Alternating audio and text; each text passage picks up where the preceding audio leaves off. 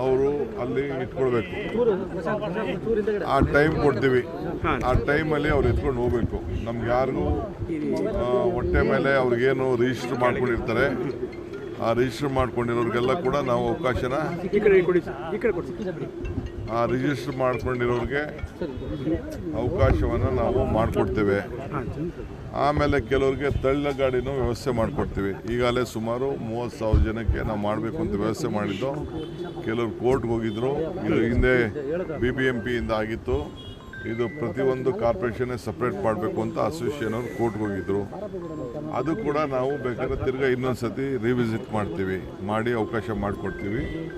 ಆದರೆ ಬೆಂಗಳೂರು ನಗರದಲ್ಲಿ ಸುಮಾರು 3 ವರ್ಷದಲ್ಲಿ ಸುಮಾರು 900 ಜನ ಈ ಥರ ಹೆಚ್ಚು ಕಮ್ಮಿ ಆಗಿ ಸತ್ತಿರೋದು ದಾಖಲೆ ಇದೆ. ಸುಪ್ರೀಂ ಕೋರ್ಟಲ್ಲೂ ಕೂಡ ನಮಗೆ ಇದ್ರ ಬಗ್ಗೆ ಖಡಾಖಂಡಿತವಾಗಿ ಮಾರ್ಗದರ್ಶನವನ್ನು ಕೊಟ್ಟಿದೆ.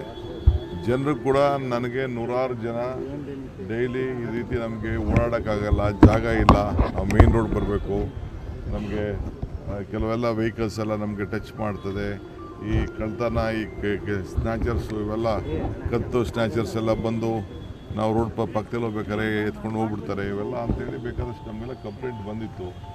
ಈ ದೃಷ್ಟಿಯಿಂದ ನಾವು ಕೆಲಸ ಮಾಡಿದ್ದೀವಿ. ನಮ್ಮ ಅಧಿಕಾರಿಗಳು ಕೂಡ ಒಳ್ಳೆ ಕೆಲಸ ಮಾಡ್ತಾಯಿದ್ದಾರೆ. ನಾವು ಅಧಿಕಾರಿಗಳು ಏನು ಕೃಷ್ಣ ಬೈರೇಗೌಡರ ಲೀಡರ್ಶಿಪ್ಪಲ್ಲಿ ಮಾಡ್ತಾಯಿದ್ದಾರೆ. ಸರ್ಕಾರ ಸಂಪೂರ್ಣವಾಗಿ ಪೊಲೀಸವರು ಎಲ್ಲ ಮಾಡ್ತಾರೆ. ಇನ್ನು ಮುಂದಕ್ಕೂ ಕೆಲ ಜಾಗಗಳೆಲ್ಲ ಇದೆ, ಟ್ರಾನ್ಸ್ಫಾರ್ಮರ್ಸು ಮಧ್ಯ ಇದೆ, ರೋಡ್ಗಳ ಮಧ್ಯೆ ಇದೆ, ಈ ವೈರ್ಗಳನ್ನ ಕೇಬಲ್ ವೈರ್ಗಳು ಕೂಡ ಭಾಳ ಎಫೆಕ್ಟಲ್ಲಿ ಇದೆ. ಆಮೇಲೆ ಈಗಾಗಲೇ ಅಬಂಡೆಂಟ್ ವೆಹಿಕಲ್ಸ್ ಕೂಡ ಇದೆ. ಇವತ್ತಿಂದ ಸ್ಟಿಕ್ಕರ್ ಹಾಕುವಂಥ ಕೆಲಸ ಮಾಡ್ತಾಯಿದ್ದೀವಿ. ಅವ್ರಾಗ ಅವ್ರು ಖಾಲಿ ಮಾಡಿಕೊಂಡ್ರೆ ಸರಿ, ಅವ್ರು ಮಾಡಲಿಲ್ಲ ಅಂದರೆ ಅದಕ್ಕೂ ಫೈನ್ ಕಟ್ಟಬೇಕಾಯ್ತದೆ. ನಾವು ಎತ್ಕೊಂಡೋಗಿ ಬೇರೆ ಕಡೆ ಅದನ್ನು ಅಬಂಡೆಂಟ್ ವೆಹಿಕಲ್ಸ್ನ ಆಕ್ಷನ್ ಮಾಡೋಂಥ ಕೆಲಸ ನಾವು ಮಾಡ್ತೀವಿ. ಯಾರು ರೋಡಲ್ಲಿ ಇಟ್ಕೊಂಡಿರೋದು ಬೇಡ. ಸೊ ಅದಕ್ಕೂ ಕೂಡ ಈಗ ಸದ್ಯಕ್ಕೆ ಒಂದು ಸ್ಟಿಕ್ಕರ್ ಹಾಕಿ, ಎಷ್ಟು ದಿನ ಕೃಷ್ಣ, ಒಂದು ವಾರ ಟೈಮ್ ಕೊಟ್ಟು ಅದ್ರ ಮೇಲೆ ಒಂದು ಸ್ಟಿಕ್ಕರ್ ಇಟ್ಟಿರ್ತೀವಿ. ನಿನ್ನೆ ಎತ್ಕೊಂಡು ಹೋಗ್ತೀವಿ ಅಂತ ಹೇಳ್ತೀವಿ. ಅದನ್ನು ಅವರೇ ಎತ್ಕೊಂಡು ಹೋದರೆ ಪರವಾಗಿಲ್ಲ. ಅವ್ರು ಎತ್ಕೊಂಡು ಹೋಗಲಿಲ್ಲ ಅಂತಂದ್ರೆ ನಾವು ಎತ್ಕೊಂಡೋಗಿ ಬಿಸಾಕಿ ಅದಕ್ಕೇನು ಬೇಕೋ ಡ್ಯಾಮೇಜಸ್ ಹಾಕ್ತೀವಿ, ಇಲ್ಲ ಅಂದರೆ ಆಕ್ಷನ್ಗೆ ಹಾಕ್ತೀವಿ. ಈಗ ಫುಟ್ಪಾತ್ಗಳ ಮೇಲಿರುವಂಥ ಎಲ್ಲವೂ ಕೂಡ ತೆರವಾಗಿದೆ. ಒಂದಿಷ್ಟು ID ಕಾರ್ಡ್ ಕೊಟ್ಟವ್ರಿಗೂ ಕೂಡ ತೆರವು ಮಾಡಿದ್ದಾರೆ. ID ಕಾರ್ಡ್ ಕೊಟ್ಟದಕ್ಕೆ ಅವರು ಹೈಕೋರ್ಟ್ ಅವರು ಇದು ಬೇಡ ಅಂತ ಸೆಟ್ ಅಸೈಡ್ ಮಾಡಿದ್ದಾರೆ. ನಾವು ನಾವೇ ಕೊಟ್ಟಂಥ ID ಕಾರ್ಡ್ನ ನಾವು ಗುರುತಿಸಲೇಬೇಕು, ಗೌರವ ಕೊಡಲೇಬೇಕು. ಬಟ್ ಕೋರ್ಟ್ ಆದೇಶನೂ ನಾವು ಕೇಳಲೇಬೇಕು. ತಿರ್ಗಿ ಅವರೆಲ್ಲರೂ ಕೂಡ ಹೊಸದಾಗೆ ಪರಿಶೀಲನೆ ಮಾಡಿಬಿಟ್ಟು ಆ ಕಾರ್ಡವ್ರಿಗೂ ಕರೆದು ಮಾತಾಡಿ ಹೊಸ ಕಾರ್ಡ್ನ ಕಾರ್ಪೊರೇಷನ್ 5 ಕಾರ್ಪೊರೇಷನ್ ಇದೆಯಲ್ಲ ಕೊಡ್ತಾರೆ.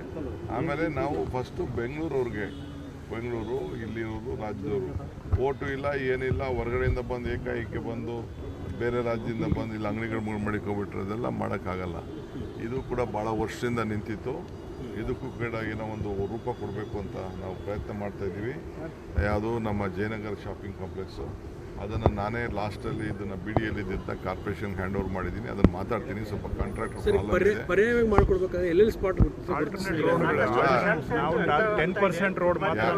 ಯಾರು ಒಬ್ಬರು ಮಾತಾಡ್ತಾರೆ.